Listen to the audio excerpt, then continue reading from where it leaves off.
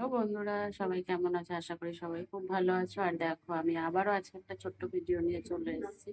তো চলো, বাজার থেকে তো কি কি নিয়ে এসছে দেখাবো, দেখিয়ে চলো রান্নাটা স্টার্ট করে দেবো।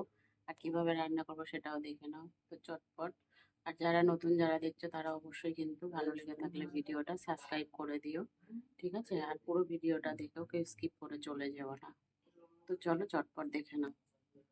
দেখো কিভাবে কাঁকড়াগুলো ছাড়ানো হচ্ছে। দেখো কাঁকড়াটা ছাড়াচ্ছে, ছাড়িয়ে ভালো করে পরিষ্কার করে নেওয়া হবে।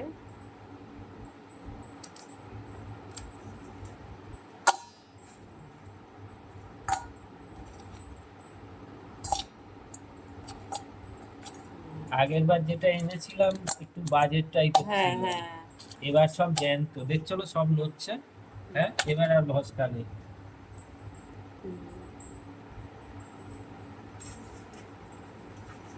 এই বুদ্ধিগুলো তেজ বেশি।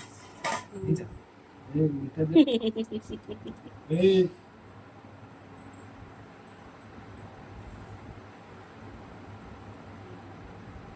উল্টাতে চায় না, তাহলে টাইট হয়ে যায় না, সোজা হচ্ছে খালি। ধরেছে দেখো এখানে।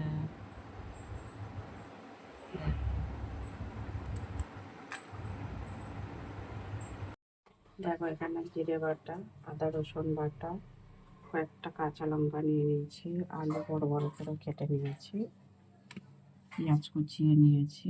আর এখানে দেখো কাঁকড়াগুলো ভালো করে ধুয়ে পরিষ্কার করে নিয়েছি।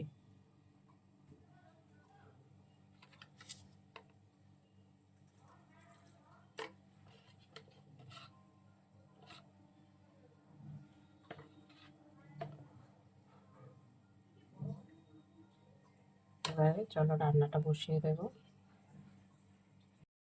কড়াই তেল দেওয়া হয়ে গেছে।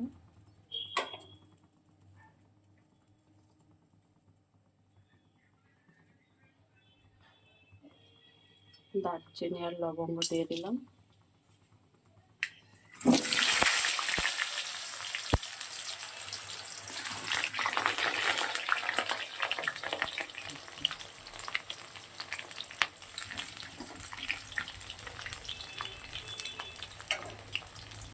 আলুটা হালকা ভাজা হয়েছে,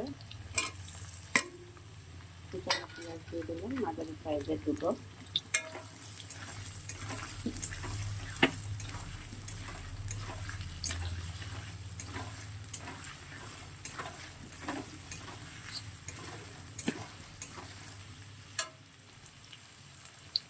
কাঁচা লঙ্কা দিয়ে দিলাম,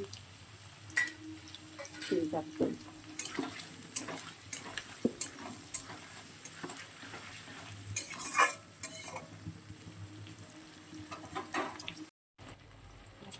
পেঁয়াজটা অনেকটা ভাজা ভাজা হয়ে গেছে, পরিমাণ মতো নুন দিয়ে দিচ্ছি।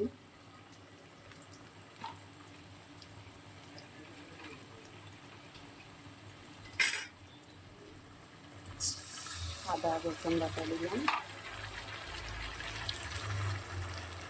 জিরে বাটা দিয়ে দিলাম।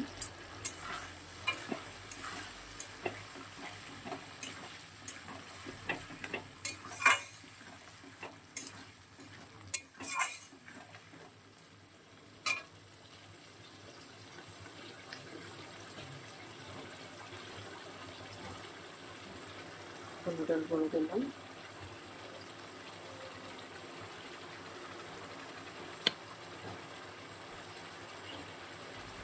লঙ্কার গুঁড়ো দিলাম,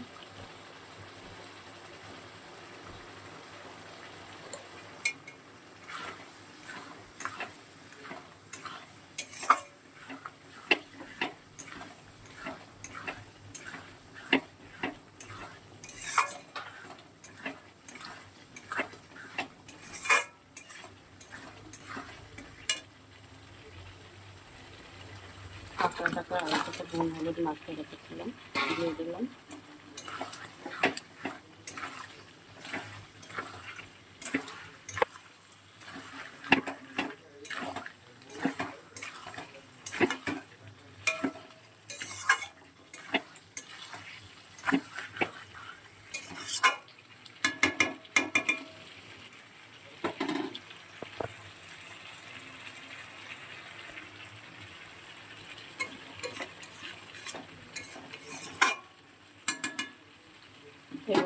রেখে রেখে দেবো। 5 থেকে 7 মিনিট পরে এসে দেখবো কতদূর কি রান্না হয়েছে।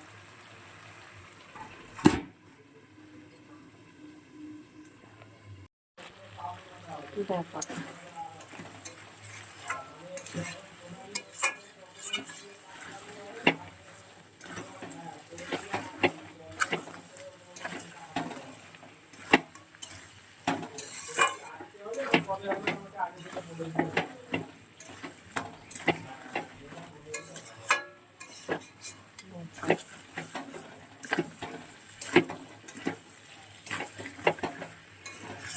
অনেকটাই হয়ে গেছে কষানো, আলু এত ভালো সিদ্ধ হয়ে গেছে।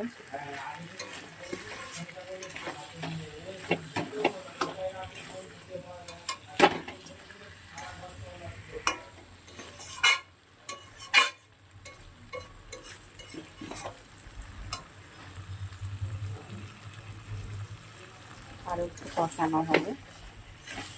তারপরে কম থাকলে কেটে দেবে।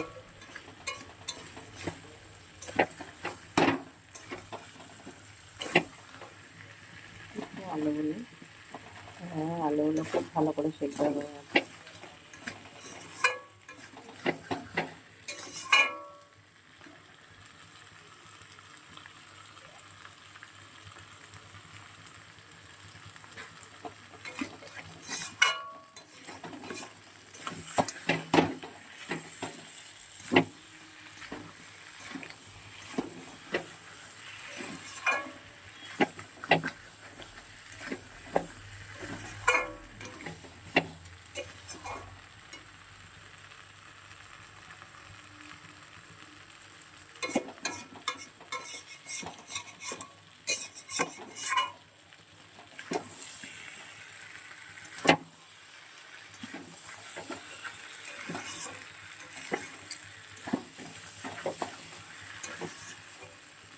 আরও একটু কষানো হবে।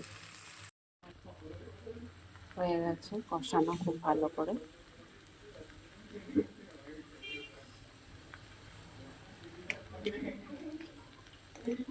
এবারে পরিমাণ মতন জল দিয়ে দিচ্ছি।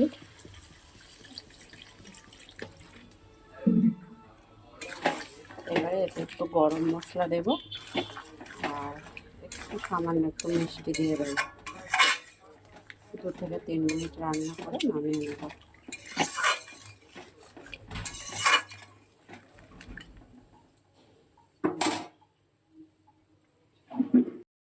দেখো প্রায় ফুটে উঠছে, সামান্য একটু চিনি দিয়ে দিলাম।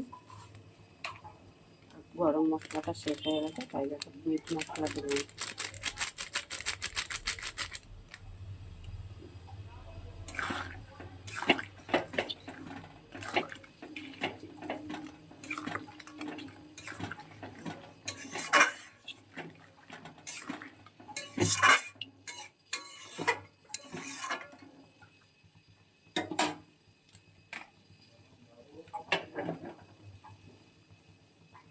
ফুটে উঠুক, তারপর নামিয়ে নেব।